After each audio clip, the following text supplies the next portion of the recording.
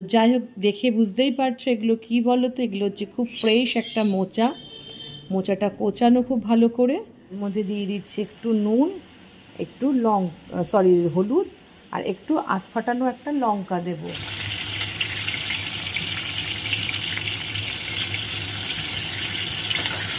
অনেকটা হয়ে আসবে, দেখবে এরকম আঠা আঠা মতো হয়ে গেছে, তখন একটু দিয়ে দেব কি বলো তো, একটু দিয়ে দেব ঘি।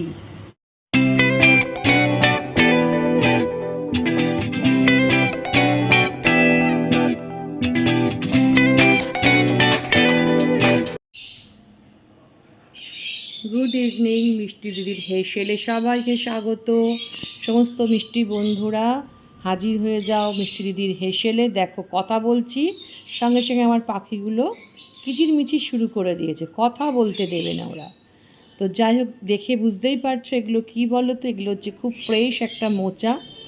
মোচাটা কোচানো খুব ভালো করে।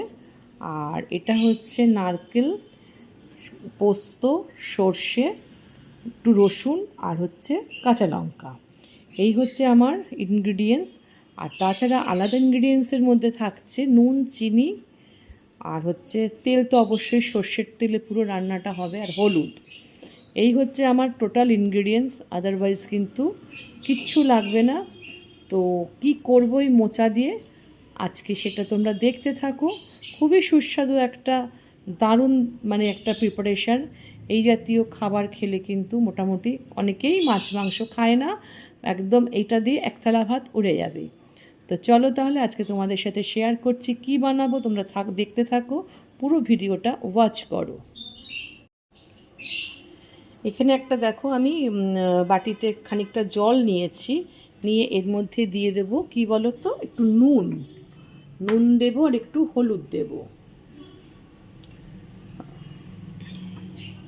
দিয়ে দিলাম একটু নুন, আর দিয়ে দেবো একটু হলুদ। দিয়ে কি করব হচ্ছে এই মোচাটাকে একটু সেদ্ধ করতে হবে। খুব কচি মোচাটা, যদিও মিষ্টি কলার মোচা, তো খুবই খেতে ভালো এই গাছের মোচা হয়। এটাকে আগে খুব সুন্দর নরম করে সেদ্ধ করে নেব। সেদ্ধ করার পরে কি করব না করব সেটা তো নিশ্চয়ই তোমাদেরকে দেখাবো। তো দেখতে থাকো, প্রত্যেকটা চ্যাপ্টারে কিন্তু কিছু না কিছু ট্রিক থাকবেই, তোমরা কিন্তু সেটা দেখতে পাবে। কখন দেখতে পাবে না, পুরোটা ভিডিওটা দেখলে তবেই কিন্তু দেখতে পাবে।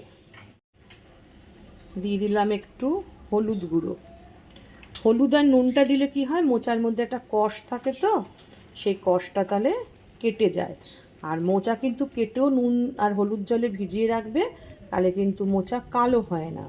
মোচা, থোর, ডুমুর এই জাতীয় জিনিস না সবসময় কেটে একটু গরম জলে যদি, গরম জল বলছি, ঠান্ডা জলে নুন আর একটু হলুদ দিয়ে রেখে দাও, তাহলে কিন্তু তোমার কালো হবে না।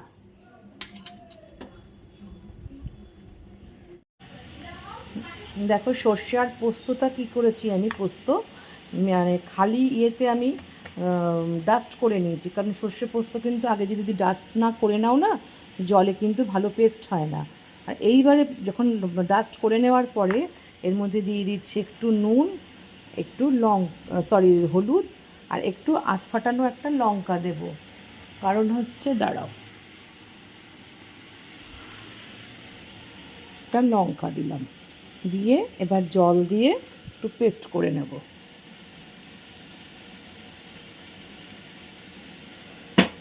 বলে তাহলে নাকি তেতো হয় না, নুন, লঙ্কা আর হলুদ দিলে তেতো হয় না।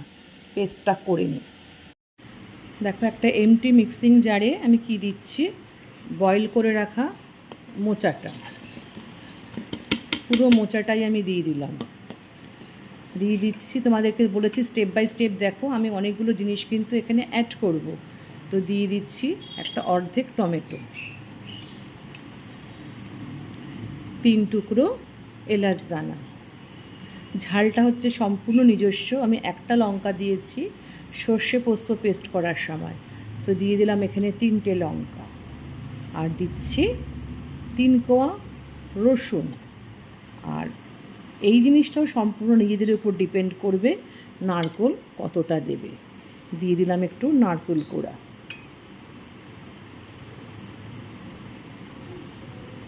দিয়ে এটা সুন্দর একটা মসৃণ পেস্ট করে নেব। দেখো এখানে সর্ষে পোস্তর যে পেস্টটা আমি করে রেখেছি সেটাও কিন্তু আমি এর মধ্যে দিয়ে দিলাম। দিয়ে এবার একসঙ্গে ফুল পেস্টটা রেডি করব। দেখো তোমাদেরকে তো দেখালাম যে মিক্সিতে আমি পেস্ট করছিলাম কি না নারকেল, মোচা আর যে পোস্ত আর সর্ষে বেটে রেখেছিলাম সেইটা। এটাকে সুন্দর করে কিন্তু আমি দেখো মিক্সিতে পেস্ট করে নামিয়ে নিয়েছি। এবার তেলে মানে কড়াইতে দিয়ে দিয়েছি একটু তেল, আর এর মধ্যে দিয়ে দেবো কি বলো তো, দিয়ে দেবো হচ্ছে একটু তেজপাতা ফোড়ন, আর দেবো একটু জিরে, গোটা জিরে ফোড়ন দিয়ে এর মধ্যে দিয়ে দিচ্ছি কেটে রাখা টমেটো। তোমাদেরকে বলেছি ফুল ভিডিও ওয়াচ করো, কারণ কিন্তু তোমাদের প্রথমে কিন্তু আমি এগুলো দেখাইনি যে কী কী দিচ্ছি। তো এগুলোকে আমি একটু ভালো করে ভেজে নিতে হবে।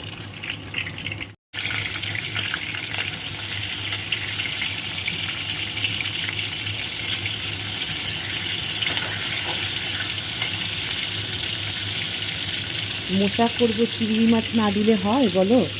তো দিয়ে দেবো চিংড়ি মাছের মধ্যে, দিয়ে দিচ্ছি নুন আন্দাজ মতো, আর দিয়ে দেবো হলুদ,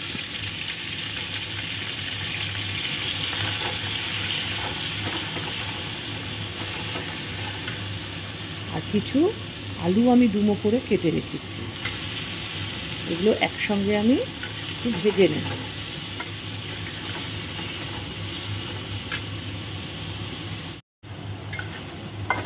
যখন এরকম অর্ধেক তোমার ভাজা ভাজা হয়ে যাবে, মানে তখন সেই অবস্থায় দিয়ে দেবো এই পেস্ট করে রাখা মোচাটা।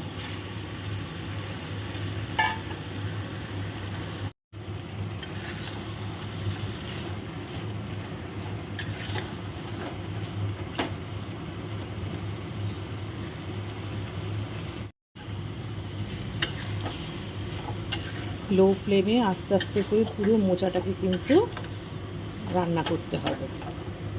দিয়ে দেবো এর মধ্যে একটু পরিমাণ মতো চিনি।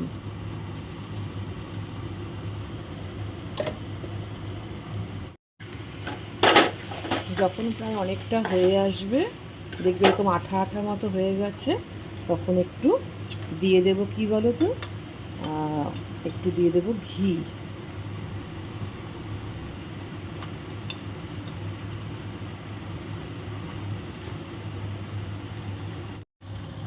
তাহলে দেখলে তো কীভাবে প্রিপারেশনটা করলাম। তো এই যে প্রিপারেশনটা এইভাবে মানে মিক্সিতে আমি একটু পেস্ট করে নিয়েছি, তার জন্য তার টেক্সচারটা দেখো একদম মোলাম হয়েছে, দেখতে পাচ্ছ, কোনো খিচ নেই। আর লাস্টে একটু মোচাতে ঘি না দিলে তো হয় না, ওটা নাহলে অসম্পূর্ণ থেকে যায়। যেহেতু পোস্ত দিয়েছি সেই জন্যে আজকে আর ওই দারচিনি আর তোমার এলাচ দিইনি। নর্মাল করলে তাহলে এলাচ দারচিনি দিতে হয়।